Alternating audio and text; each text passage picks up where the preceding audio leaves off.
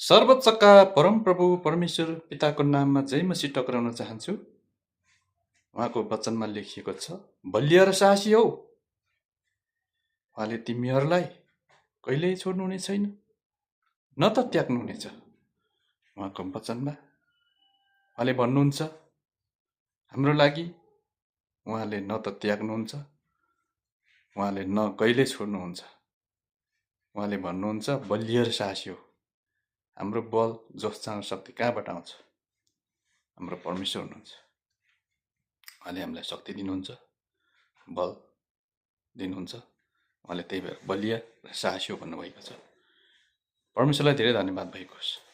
कतिले भन्नुहुन्छ, हामीले कतिले कतिको सोचाइ होला हुनसक्छ, उहाँमा हामी के पाउन सक्छौँ? उहाँले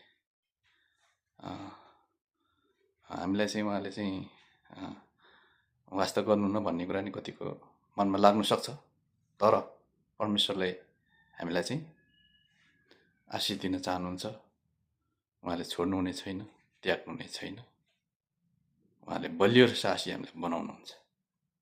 हाम्रो दिमागबाट चाहिँ उहाँले केही पनि गर्नुहुन्न भनेर हामीले त्यो मनबाट, हाम्रो दिमागबाट नै निकाल्नुपर्छ। उहाँ चाहिँ अचम्मको शक्तिशाली परमेश्वर हुनुहुन्छ। उहाँले चाहिँ हाम्रो जीवनमा काम गर्नुहुन्छ, बलियो र साहसी बनाउनुहुन्छ। उहाँले हामीले कहिल्यै छोड्नुहुन्न, न त त्याग्नुहुन्छ भन्नुभएको छ। कहिले पनि त्याग्नुहुन्न। व्यवस्था 31को 6 पदमा यो वचन लेखिएको छ। हजुरले सुनिसक्नुभयो। व्यवस्था 31को 6 पदमा, बलियो र साहसी हौ, उहाँले तिमीहरूलाई कहिले छोड्नुहुने छैन, न त त्याग्नुहुनेछ। परमेश्वरले यहाँहरू सम्पूर्ण धेरैभन्दा धेरै परमप्रभुले आशिष दिनु भन्न चाहन्छ। जय मसीह, परमप्रभुको नाममा जय मसीह।